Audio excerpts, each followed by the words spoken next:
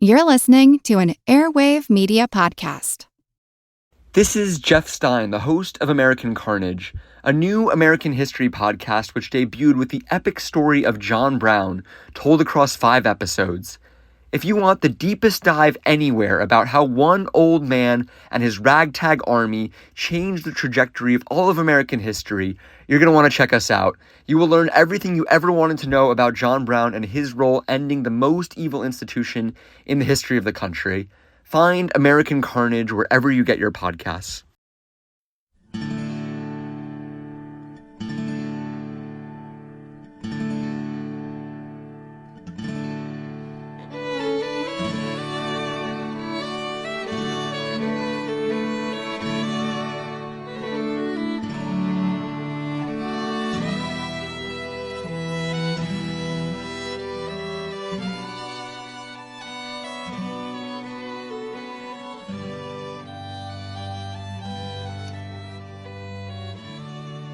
Hey everyone, welcome to episode number 478 of our Civil War podcast. I'm Rich.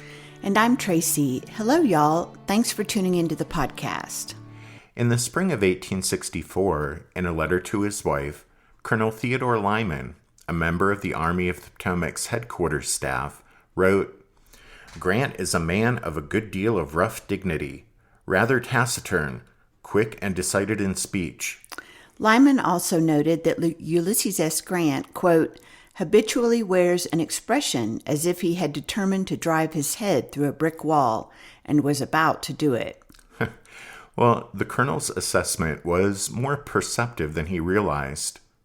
Like others at Army headquarters, he had surely heard the stories of Grant's struggles with alcohol in the pre-war Army and his financial difficulties as a civilian.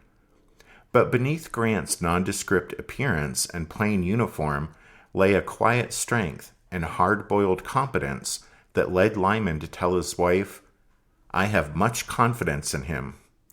By the spring of 1864, Ulysses S. Grant was the Union's preeminent field commander, having forced the surrender of 2 Confederate armies at Fort Donelson and Vicksburg, repelled the attack of a 3rd at Shiloh, and driven a 4th in full retreat from a formidable defensive position at Chattanooga.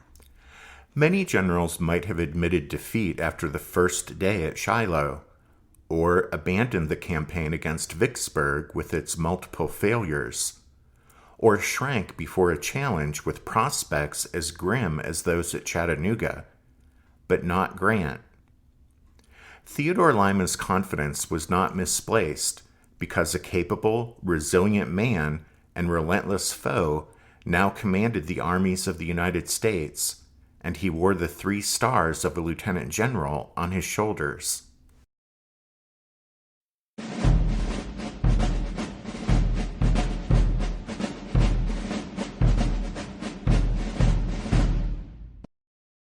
Ulysses S. Grant's primary task as General-in-Chief was to formulate a military strategy that would result in victory and then oversee the successful execution of that strategy. From the onset of the Civil War, the Lincoln administration had defined victory as the defeat of the rebellion and restoration of the Union. Winfield Scott's so-called Anaconda Plan, formulated in the summer of 1861, had provided a strategic blueprint designed to, quote, squeeze the South to death, end quote. And key goals of the Anaconda Plan had been accomplished, with the fall of Vicksburg in July 1863, which allowed the Federals to regain control of the entire length of the Mississippi River, and with the ever-tightening Union naval blockade of Confederate ports along the Atlantic and Gulf coasts, which made it increasingly difficult for the rebels to bring in much-needed military supplies and foodstuffs. But the Anaconda Plan was designed to slowly strangulate the rebellion, and by the spring of 1864, the war had dragged on for 3 frightfully bloody years, and the longer the fighting went on, the more it looked as if the Confederacy might win simply by wearing down the North's will to continue the contest. Abraham Lincoln and his generals had searched for a plan of action that would bring victory sooner rather than later. But only in the Western theater, beyond the Appalachian Mountains, did their strategy have coherence. By gaining control of the river network in that region, Federal armies penetrated deep into the Confederacy. However, in the Eastern theater, there had been stalemate. And operations in the East captured an outsized portion of the North and South's attention. The eyes of the public were naturally drawn to the campaigns that were waged and the battles that were fought in a relatively small area centered around Washington and Richmond, which were only 90 miles apart. Major General George McClellan, with his Peninsula Campaign, had employed a strategy he hoped would lead to the capture of the Confederate capital. But after Little Mac's plan failed in the summer of 1862, none of his successors, Major Generals Ambrose Burnside, Joseph Hooker, or George Meade, possessed a broad strategic vision. Burnside and Hooker each sought a big battle, found them at Fredericksburg and Chancellorsville, and each was soundly thrashed by Robert E. Lee. To his credit, George Meade handed Lee a defeat at Gettysburg, then avoided battles that offered no prospects beyond more casualties. Unfortunately, that approach did little except ensure a continuation of the strategic stalemate in the East and a corresponding, growing war weariness in the North. As early as the winter of 1862, Abraham Lincoln believed that Union victory would come from negating the Confederacy's advantage of interior lines. That is, the Confederates' ability to shift troops from one threatened spot to another.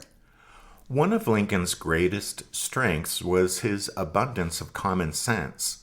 And here, even though he had no formal military training, his mind was able to cut straight to the heart of the problem. Lincoln's, quote, general idea of this war, as he stated, was to bring to bear the Union's, quote, superior forces at different points at the same time. In other words, Lincoln wanted Federal armies to conduct simultaneous offensives across the map in the East and in the West, and in that way prevent the Confederacy from shifting troops from one threatened spot to another.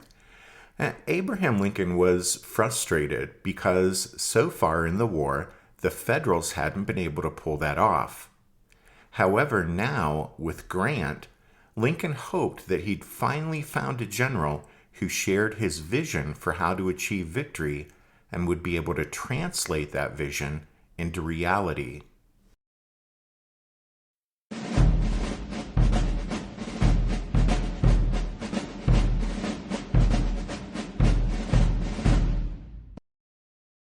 As we talked about in the last episode, Ulysses S. Grant received his Lieutenant General's commission at a White House ceremony on March 9, 1864.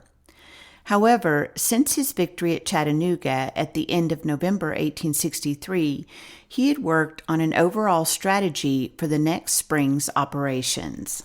Grant had exchanged ideas with then General-in-Chief Henry Halleck. Grant's proposals for offensive strikes embraced the breadth of the Confederacy in central Mississippi and against Mobile, Alabama, and toward Atlanta, Georgia, and along the North Carolina coast, and even up the James River to sever Richmond's rail connections to the south. Well, Halleck raised objections to some of Grant's ideas, but if nothing else, the exchange proved that Grant could think big picture, strategically speaking. Grant's ideas reflected Lincoln's vision for victory, in that Grant wished to forge a strategy that relied on coordination within and between theaters. Ulysses S. Grant brought these ideas with him to Washington in March 1864. With Grant's appointment to General-in-Chief, Halleck assumed the post of Army Chief of Staff, a position subordinate to Grant and more suitable to Halleck's talents. Halleck would transmit Grant's orders and act as an intermediary between the general-in-chief and his department commanders. Overall federal strategy and its implementation rested with Grant, not Halleck. Immediately after the White House ceremony, Grant visited Meade and the Army of the Potomac. He stayed one day, then returned to Washington. Next, he boarded a train for Nashville, where he would have discussions with William Tecumseh Sherman and other Western generals. Grant assigned the upcoming major thrust in the Western Theater toward Atlanta to Sherman, who was his close friend and most trusted subordinate. With 3 armies under his command, Sherman would advance against Confederate General Joe Johnston's Army of Tennessee, pushing down the railroad that led from Chattanooga to Atlanta. In his instructions to Sherman, Grant made clear the campaign's primary objective. Quote, "You, I propose to move against Johnston's army, to break it up and get into the interior of the enemy's country as far as you can, inflicting all the damage you can against their war resources." How those goals were to be achieved, Grant left to Sherman. In conjunction with the Georgia campaign, Grant wanted a joint Army-Navy expedition against Mobile, Alabama, the Confederacy's sole remaining major port on the Gulf of Mexico. However, as we know from our just concluded Red River story arc here on the podcast, Abraham Lincoln, for political and diplomatic reasons, had pushed for a major offensive in Louisiana, up the Red River, and hopefully into Texas. Well, Halleck had set the Red River campaign in motion before Grant's appointment, with Major General Nathaniel Banks in overall command of operations. In any case, despite his objections to the Red River campaign, Ulysses S. Grant deferred to the president's wishes, and with Banks tied up in Louisiana, Grant put his plan to strike at Mobile on the back burner. Interestingly, in his initial recommendations to Halleck, Grant had put forward the idea that the major push in the Eastern Theater in 1864 ought to be made in North Carolina. Grant proposed that an army of 60,000 strike Raleigh, then, with that city secured, move on to New Bern on the coast, and from there, target the major blockade-running port of Wilmington, North Carolina. However, Halleck made clear to Grant that he'd find little support in Washington for such a scheme. The president, in particular, would expect that the major effort in the Eastern Theater in 1864 would be made by the Army of the Potomac against Robert E. Lee's Army of Northern Virginia. And with that, Grant understood that he would have to set aside his North Carolina idea and instead tackle Lee head-on.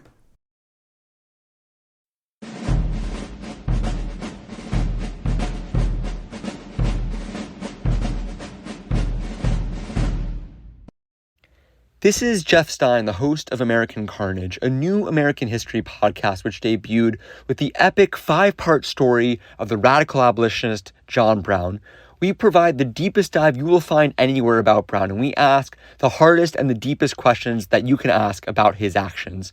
What exactly compelled this man to give away his life in the cause of fighting slavery? What exactly happened on the Kansas prairie one night when 5 pro-slavery men were found chopped to bits? What exactly went wrong for Brown and his men at Harper's Ferry, and how exactly did he change the trajectory of all of American history? We answer these questions, and if you are curious, be sure to check out American Carnage wherever you get your podcast apps. Want to learn how you can make smarter decisions with your money? Well, I've got the podcast for you. I'm Sean Piles, and I host NerdWallet's Smart Money Podcast. On our show, we help listeners like you make the most of your finances. I sit down with NerdWallet's team of nerds, personal finance experts in credit cards, banking, investing, and more. We answer your real-world money questions and break down the latest personal finance news. The nerds will give you the clarity you need by cutting through the clutter and misinformation in today's world of personal finance. We don't promote get-rich-quick schemes or hype unrealistic side hustles. Instead, we offer practical knowledge that you can apply in your everyday life. You'll learn about strategies to help you build your wealth, invest wisely, shop for financial products, and plan for major life events. And you'll walk away with the confidence you need to ensure that your money is always working as hard as you are.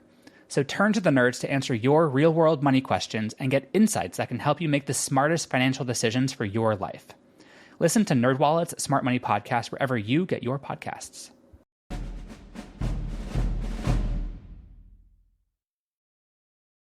After shelving his North Carolina idea, Ulysses S. Grant settled instead upon a three-pronged offensive in Virginia in 1864. The Federals would assail Robert E. Lee and his Army of Northern Virginia while simultaneously striking at Lee's supply lines and also threatening Richmond. One prong of the Virginia operation centered upon the Shenandoah Valley. For 3 years, that agriculturally rich region had fed Confederate troops and served as an avenue of invasion into Northern territory. No federal force had been able to conquer the Shenandoah Valley. To Major General Franz Sigel, Grant gave the assignment of advancing south up the valley to deny Lee's army the region's foodstuffs and to prevent reinforcements from being sent to aid Lee or help defend Richmond. The second prong of the Virginia operations would be directed against the rebel capital and the railroad connections that connected it to the rest of the Confederacy. Grant's plan called for a strike up the James River and a landing on Bermuda Hundred, a spit of land that jutted into the river between Petersburg and Richmond. This approach offered the possibility of not only cutting the vital rail connections, but also threatening the rebel capital itself. The Army of the James, under the command of Major General Benjamin Butler, would undertake this part of Grant's plan. The third prong and the main effort would be made by the Army of the Potomac and would be directed at Robert E. Lee and the Army of Northern Virginia. For 2 years, the Army of the Potomac had had little to celebrate as it suffered defeat after defeat at the hands of Lee. However, the Army's rank and file insisted that they had never been outfought, only outgeneraled. Now, though, they respected George Meade as a general, as much for his victory at Gettysburg as for his unwillingness to have them slaughtered in what surely would have been futile attacks on Lee's works at Mine Run at the end of November 1863. As we talked about in the last episode, when Meade met with Grant for the first time, he offered to step down as Army commander if Grant preferred someone else for the post, but Grant decided to keep Meade. The General-in-Chief's orders to Meade were similar to those he gave Sherman. Quote, "Lee's army will be your objective point. Wherever Lee goes, there you will go also." And to Grant, the destruction of the Army of Northern Virginia did not necessarily require a big, bloody battle. Because if the Army of the Potomac could outmaneuver Lee, while at the same time Sigel and Butler disrupted the flow of supplies and reinforcements to Lee's army and threatened Richmond, then Grant doubted the Confederates could fend off such pressure for an extended period of time before they were compelled to surrender. With the issuance of Grant's orders for the spring campaigns, for the first time in the war, the armed might of the Union would be brought to bear simultaneously along a broad arc of the Confederacy. Sherman wrote to Grant, quote, "that we are now all to act in a common plan, converging on a common center, looks like enlightened war." The aim of the major federal efforts in the East and the West in 1864 had been made clear. It was the destruction of the Confederacy's main field armies in both theaters, which would lead to the collapse of the rebellion.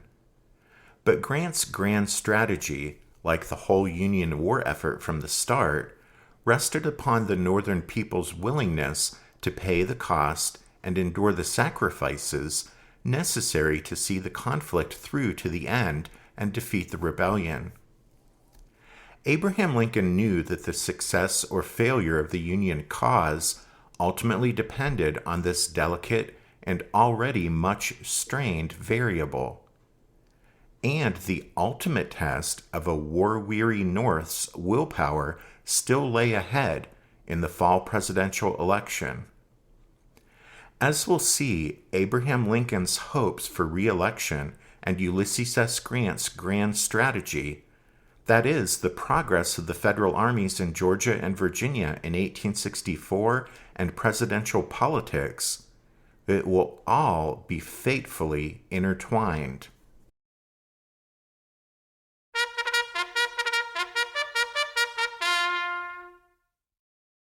That means it's time for this episode's book recommendation, and our recommendation this time is Ulysses S. Grant, Triumph Over Adversity, 1822 to 1865, by Brooks D. Simpson. You can find a complete list of all of our book recommendations if you head over to the podcast website, which is www.civilwarpodcast.org.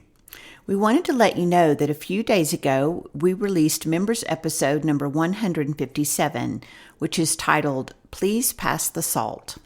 As you might guess, the topic of that members episode is salt. We talk about why salt was so important back in the olden days and how the Federals tried to keep the Confederates from having enough of it during the Civil War. You can find info on the website about how to join the Strawfoot Brigade over on Patreon and support the podcast in that way, and get to listen to all those members episodes. A big thank you to the newest members, Jim T., Ted C., Richard B., and Chad S. And thanks to all of you for listening to this episode of the podcast. Rich and I do hope that you join us again next time, but until then, take care. Thanks, everyone. Bye.